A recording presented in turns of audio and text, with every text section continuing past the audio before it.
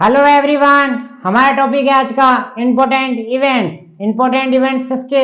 जो हमारी हिस्ट्री में हुए, जो हमारे अतीत में हुए। आइए चर्चा को चालू करेंगे। सबसे पहले आज चर्चा को चालू करेंगे। आज तारीख क्या है, डेट क्या है? आज तारीख है 13 अप्रैल और 13 अप्रैल को प्रतिवर्ष क्या मनाया जाता है? 13 अप्रैल को प्रतिवर्ष बैसाखी का त्योहार मनाया जाता है। किसका त्योहार मनाया जाता है? बैसाखी का त्योहार मनाया जाता है। बैसाखी का त्योहार मुख्यतः सिख समुदाय के द्वारा मनाया जाता है। किसके द्वारा मनाया जाता है? सिख समुदाय के द्वारा मनाया जाता है। और नंबर 2 पॉइंट लिखिए, बैसाखी का त्योहार नव वर्ष के रूप में भी मनाया जाता है। नव वर्ष के रूप में भी मनाया जाता है। ठीक है, तो देखो 13 अप्रैल को प्रतिवर्ष क्या मनाया जाता है? बैसाखी मनाया जाता है सिख समुदाय के द्वारा, और नव वर्ष के रूप में मनाया जाता है।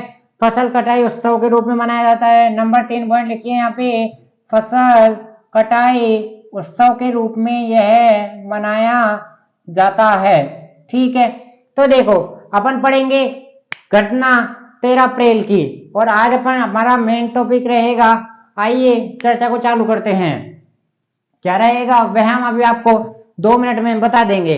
13 अप्रैल 1699 को, यहां से आज अपन चर्चा को चालू कर रहे हैं। आप सभी जानते हैं सिखों के 10वें गुरु कौन थे? सिखों के 10वें गुरु को क्या नाम था? 10वें गुरु का नाम है गुरु गोविंद सिंह। ठीक है, यह सब आप जानते हैं, गुरु गोविंद सिंह। और गुरु गोविंद सिंह ने क्या करा था? गुरु गोविंद सिंह ने 13 अप्रैल 1699 को खालसा पंथ की स्थापना की थी। क्या करा था? लिखिए पॉइंट, खालसा पंथ की स्थापना। खालसा पंथ की स्थापना किसने की थी? सिखों के 10वें गुरु गुरु गोविंद सिंह ने खालसा पंथ की स्थापना की थी।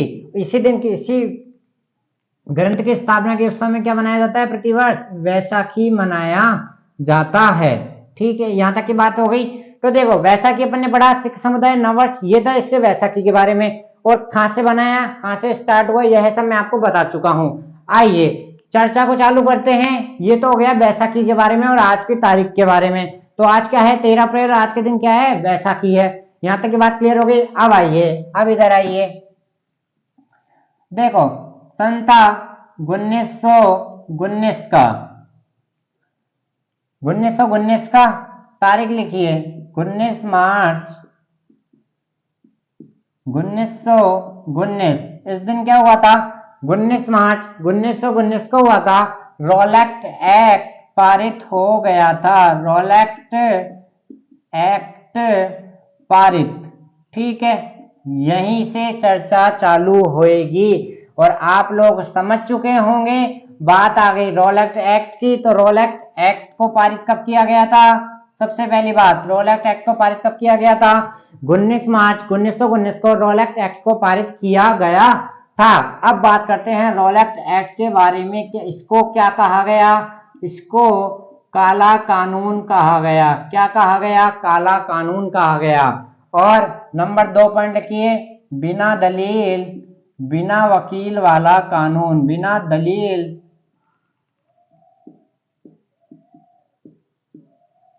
बिना वकील वाला कानून। ठीक है,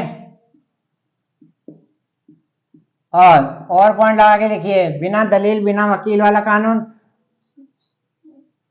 स्वतंत्रता,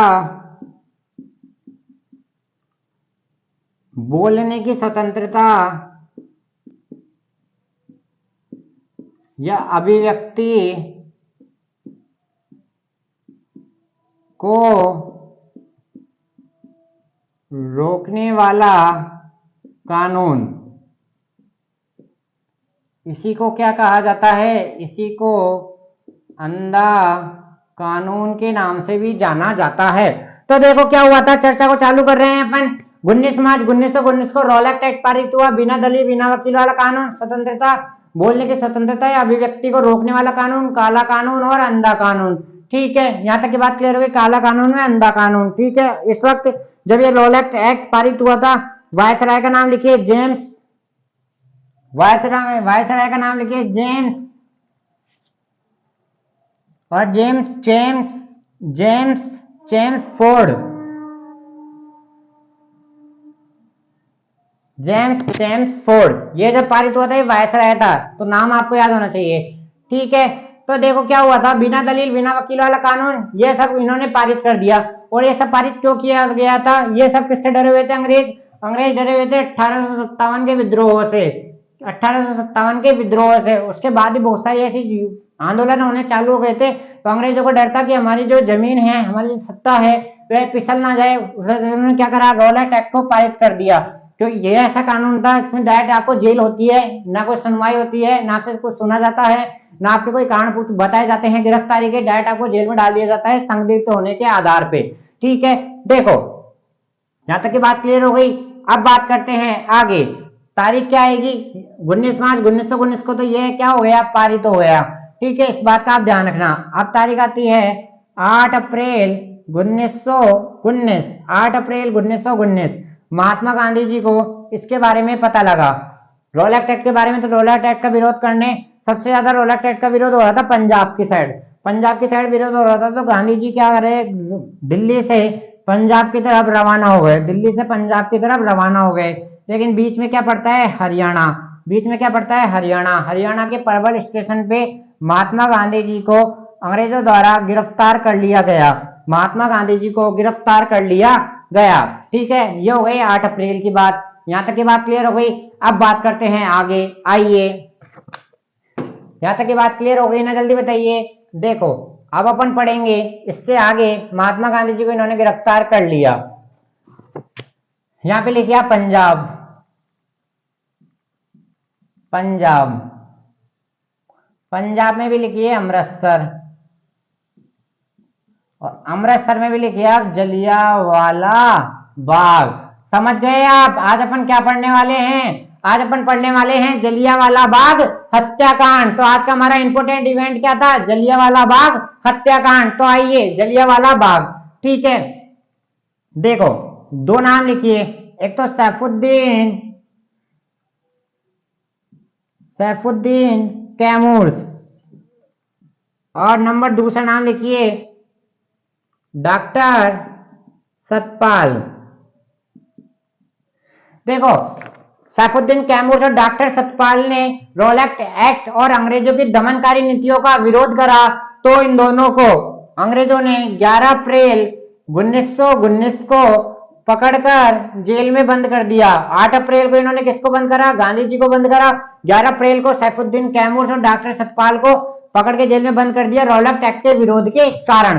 और ये दोनों क्या थे, पंजाब के बहुत बड़े नेता थे। ठीक है, इसके 2 दिन बाद इन्होंने इनको गिरफ्तार करा, कब करा, 11 अप्रैल को। इसके 2 दिन बाद क्या आती है, 13 अप्रैल, और 13 अप्रैल को क्या बनाया जाता है, बैसाखी बनाया जाता है। 13 अप्रैल को क्या बनाया जाता है, बैसाखी बनाया जाता है। तो देखो पंजाब में था, अमृतसर एक जगह है, अमृतसर में क्या था, जलियांवाला बाग। जलियांवाला बाग में 13 अप्रैल को एक सभा आयोजित की गई। क्या आयोजित की गई, सभा आयोजित की गई, सभा आयोजित की गई। सभा क्यों आयोजित की गई थी, सैफुद्दीन कैमूर और डॉक्टर सतपाल की गिरफ्तारी के विरोध में सभा आयोजित की गई थी। सभा में कुछ निश्चित लोगों को बुलाया गया, सभा में कुछ निश्चित लोगों को बुलाया गया। लेकिन उस दिन क्या था, 13 अप्रैल का दिन था। वैशाखी के दिन क्या होता है, मेला लगता है। वैशाखी के दिन क्या होता है, मेला लगता है। तो जहाँ जलियांवाला बाग था ना, वहां मेला लगा हुआ था वैशाखी का। तो वहां पे क्या चल रही थी, सभा। जैसे कई बार अपन जाते हैं, अपन देखते हैं रास्ते में कुछ हो रहा है, तो अपन वहां क्या होते हैं, देखने रुक जाते हैं। वैसे ही लोग हैं, इनको देखने रुके, तो उनको पता लगा कि यह सभा तो सैफुद्दीन कैमूर और डॉक्टर सतपाल की गिरफ्तारी के विरोध में हो रही है, विरोध में हो रही है। तो लोगों ने क्या करा, वहां पे भीड़ इकट्ठा कर ली गई। लेकिन वहां पे क्या कर रखा, अंग्रेजों ने क्या कर रखा था, कर्फ्यू लगा रखा था। कर्फ्यू क्यों लगा रखा था, क्योंकि इन दोनों की गिरफ्तारी में अगर कोई विरोध हो जाए तो उस विरोध को वहीं दबा दिया जाए। तो उन्होंने क्या लगा रखा था, कर्फ्यू लगा रखा था। उनकी गाड़ी क्या, और जैसे हमारे यहाँ पे क्या होता है, गश्त होती है, पुलिस गश्त करती रहती है, वहां भी क्या अंग्रेजों की गाड़ियां चल रही थी। तो उन्होंने क्या करा, उन्होंने ओ डायर को फोन कर दिया, डायर को। अब ये जर्नल वर्नल आप बोल लेना, मैं इसको डायरेक्ट डायर बोलूंगा, ठीक है। डायर को इन्होंने फोन कर लिया, फोन कर दिया पुलिस वालों ने कि यहाँ पे भीड़ लगा ली इन्होंने, आ जाओ आप। वो आया और उसने क्या करा, जलियांवाला बाग में बहुत सारे लोग खड़े थे, और सब लोग क्या थे, जिनमें अधिकतर लोग सभा में तो कोई निश्चित लोगों को ही बुलाया था सभा करने, तो लेकिन जो वहां पे बहुत सारे लोगों की संख्या थी ना, उनमें क्या थे, सब लोग ओनली मेला देखने आए थे। तो यहाँ पे डायर आता है और इन लोगों के ऊपर धनाधन गोलियों की बरसात कर देता है। क्या कर देता है? गोलियों की बरसात कर देता है। इन गोलियों की बरसात में बहुत सारे बेगुनाह लोग मारे जाते हैं, जिनका कोई भी गुनाह नहीं होता है, ना तो वह कोई विरोध करने आए थे, वह सिर्फ अपना त्यौहार मनाने आए थे। लेकिन वहां पे किसी की नहीं सुनी जाती है और वहां पे गोलियों से उनको भून दिया जाता है और सभी लोगों को मौत के घाट उतार दिया जाता है। देखो, जगह इतनी छोटी थी, लोग भाग भी नहीं पा रहे थे, तो वहां पे क्या था, जलियांवाला बाग में कुआं था। क्या था? कुआं था। लोग अपनी जान बचाने के लिए इस कुएं में कूद गए, लोग अपनी जान बचाने के लिए इस कुएं में कूद गए। इसी कुएं को क्या कहा जाता है? शहीदी कुआं। सही, आज भी यह जलियांवाला बाग में स्थित है, शहीदी कुआं के नाम से इसको जाना जाता है। तो आज अपन ने क्या पढ़ा? जलियांवाला बाग हत्याकांड, जलियांवाला बाग हत्याकांड पढ़ा अपन ने। ओ डायर में जेम्स फोर्ड जब इस वक्त का वायसराय आया था, रोलैक्ट एक्ट के विरोध में यह सब कहानी हो रही थी। और अपन बात करेंगे एक पॉइंट, देखिए, रोलैक्ट सत्याग्रह अखिल भारतीय पॉइंट लगा के लिखिए आप। ब्रिटिश सरकार के खिलाफ पहला अखिल भारतीय संघर्ष, ब्रिटिश सरकार के खिलाफ पहला अखिल भारतीय संघर्ष कौन सा है? ब्रिटिश सरकार के खिलाफ पहला अखिल भारतीय संघर्ष कौन सा है? रोलैक्ट सत्याग्रह है। कौन सा है? रोलैक्ट सत्याग्रह है। तो यह सब बातें आज अपन ने जलियांवाला बाग हत्याकांड के बारे में जानने का प्रयास करा। बहुत सारी चीजें थी, ये देखो अपन ने सब कुछ पढ़ा विद डिटेल, हमने आपको जानकारी देने का प्रयास करा। इससे आगे अपन कल पढ़ेंगे। आप यहाँ तक याद करके ये बिना रटे चीजों को बाय डेट अपन को सबको याद रखना है। 13 अप्रैल 1919 को जलियांवाला एक बहुत ही विघन क्या हो गया था, एक हत्याकांड हुआ था, अंग्रेजों द्वारा इसे किया गया था। इसलिए प्रतिवर्ष 13 अप्रैल को क्या मनाया जाता है? जलियांवाला हत्याकांड दिवस। उन शहीदों की याद में एक दिवस मनाया जाता है। ऐसे चैनल को प्यार देते रहिए। कल मिलते हैं आपके साथ एक नया वीडियो के साथ।